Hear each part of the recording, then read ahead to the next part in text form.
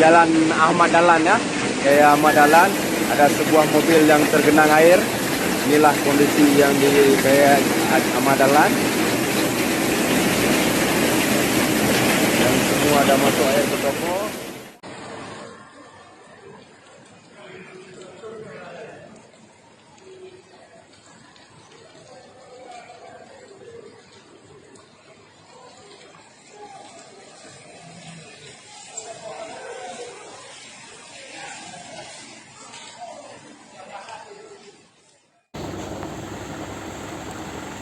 Ini terjadi longsor, baru aja menimpa jalan, jadi kita tidak bisa, dan untuk masuk Biram ini tidak mungkin karena jalan sudah ditutupi semua sama apa. Jadi sementara kita tidak bisa lewat dulu.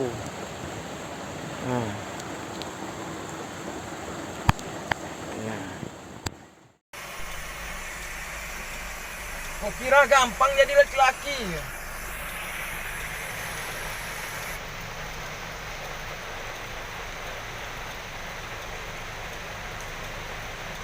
Hai guys, ngomong ya. Hai guys, ngomong ya. Hai guys.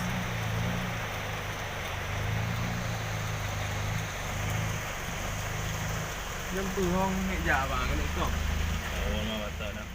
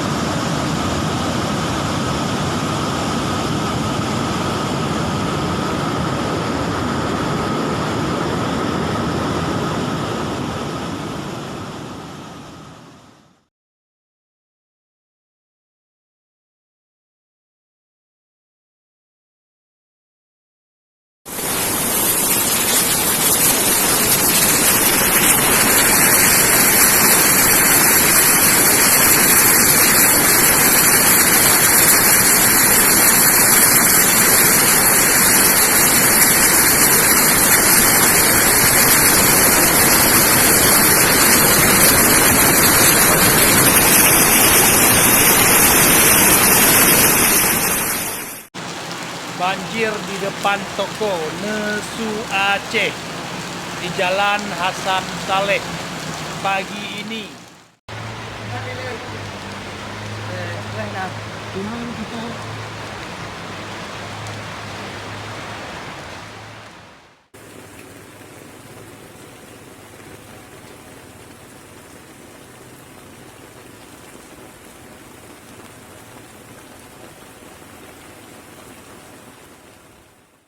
Di Peniti